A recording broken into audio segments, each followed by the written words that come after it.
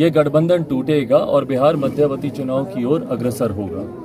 Hello guys, good morning and welcome back to the channel. एक वापस से नई वीडियो में आप सभी का स्वागत है। गाइज आज मैं जो इस क्लिप को दिखाने वाला हूं, जो सीमा के घर चिराग पासवान जी आए थे मिलने के लिए, तो देखिए चिराग पासवान जी ने सीमा के हौसलों के बारे में क्या बोले और क्या कुछ कहें। तो चलिए वीडियो को पहले देखिए और मिलते हैं आपको लास्ट। प्रतीक है हजारों और लाखों ऐसे बच्चों का। तो अगर हम लोग को सही में मदद करनी है तो बिहार में शिक्षा नीति को बेहतर करने की जरूरत है। जो आवाज सोनू ने उठाई, नालंदा का रहने वाला बच्चा, जो बात, पहले तो मैं सीमा के हौसले की मैं दाद देता हूँ, सीमा के साहस को मैं सलाम करता हूँ कि इन्होंने इतनी कठिनाइयों के बावजूद भी इन्होंने शिक्षा को अपनी ताकत बनाने का इन्होंने प्रण लिया और तमाम बाधाओं को पार करते हुए, बिना किसी से कोई शिकायत करते हुए, एक पांव पे सारी कठिनाइयों को बर्दाश्त करते हुए ये जाती रही वहाँ पर स्कूल में पढ़ाई करने।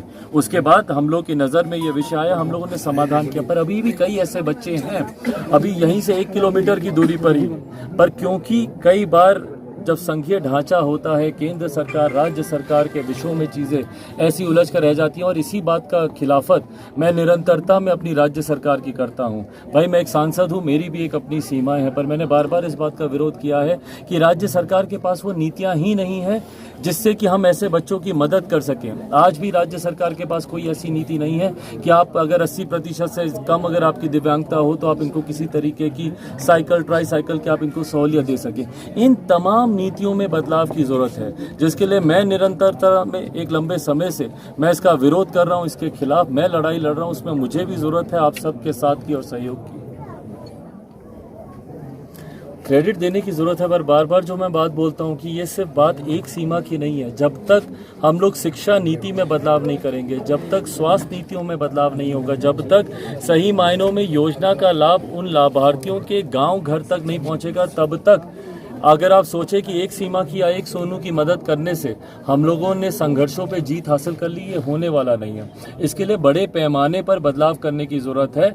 और मैं इस बात को मैं दोहराता हूँ, मैं राज्य सरकार का हिस्सा नहीं हूँ, और मैं राज्य सरकार का आज की तारीख में हिस्सा इसीलिए नहीं हूँ क्योंकि इन्हीं नीतियों का मैं विरोध करता हूँ। मैं नहीं मानता कि भैया बिहार में ऐसी नीतियाँ हैं जो बिहार के बच्चों को आगे लेकर जा सके, उनके विकास में वो योगदान दे सके।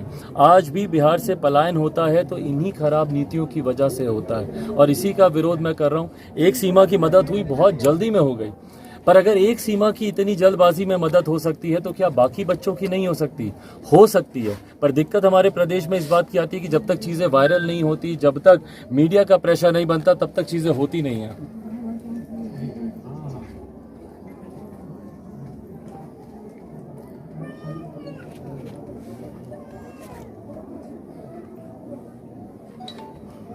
नहीं, बिल्कुल बिल्कुल, और बिल्कुल, पर वही मैंने इसी बात को मैंने कहा कि अगर एक सीमा की मदद आप ऐसे कर सकते हैं तो मुझे लगता है कि प्रदेश के बाकी बच्चों की भी मदद इस तरीके से की जा सकती है।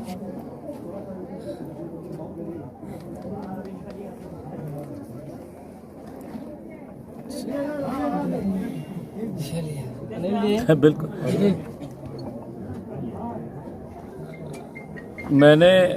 मैंने हर उस कार्य में राज्य सरकार की मैंने प्रशंसा की। अभी जातीय जनगणना की बात हो रही है, सबसे पहला व्यक्ति मैं ही हूँ जो मुख्यमंत्री जी के साथ खड़ा है। तो जहाँ पर उचित कार्य होगा उसकी मैं सराहना करूँगा, पर अवसर थोड़े ज़्यादा मिले सराहना करने के, ये भी मैं अपेक्षा रखता हूँ।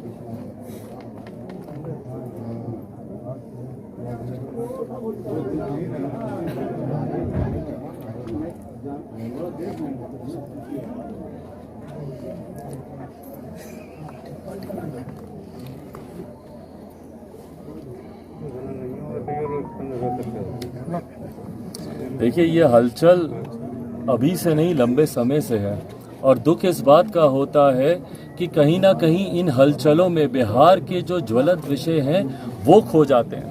एक लंबे समय से हम लोग विरोधाभास देख रहे हैं मौजूदा एनडीए सरकार के दोनों घटक दलों के बीच में, भारतीय जनता पार्टी हो, जनता दल यूनाइटेड हो, एक दूसरे की नीतियों को ही लेकर एक विरोधाभास चल रहा है। कभी यहाँ से बात की जाती है कि भैया पेगासस पे जांच की बात हो, तो कभी जातीय जनगणना के मामले को लेकर दोनों घटक दलों के बीच में विरोधाभास दिखता है, तो कभी जनसंख्या नियंत्रण कानून को लेकर, कभी विशेष राज्य के दर्जे को लेकर।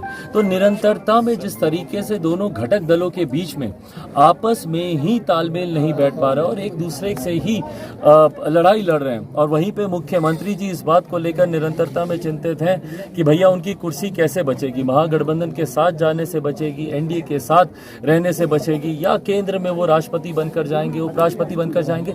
पर ऐसे में महंगाई को लेकर कौन बात कर रहा है? ऐसे में बेरोजगारी को लेकर 19 लाख रोजगार का वादा करके ये सरकार सत्ता में आई थी। बेरोजगारी को लेकर कौन बात कर रहा है? बिहार की और समस्याओं को लेकर कौन बात कर रहा है? शिक्षक जो सर मुंडवा कर सड़क पर बैठे हैं, अभ्यर्थी जो एक लंबे समय से अपनी मांगों को लेकर सड़क पर बैठे हैं। अफसोस इस बात का होता है कि ये सारे विषय सिर्फ सत्ता की राजनीति में कि भैया सरकार इधर की बनेगी कि उधर की बनेगी, रहेगी कि गिर जाएगी, इस पूरे लड़ाई में जो बिहार से जो जुड़ी हुई समस्याएं हैं वो कहीं ना कहीं बैक सीट ले लेती हैं। हैविंग सेड दैट, इतना जरूर है कि बिहार में जो मौजूदा गठबंधन है, घटक दलों को आपस में विश्वास नहीं है और बहुत जल्द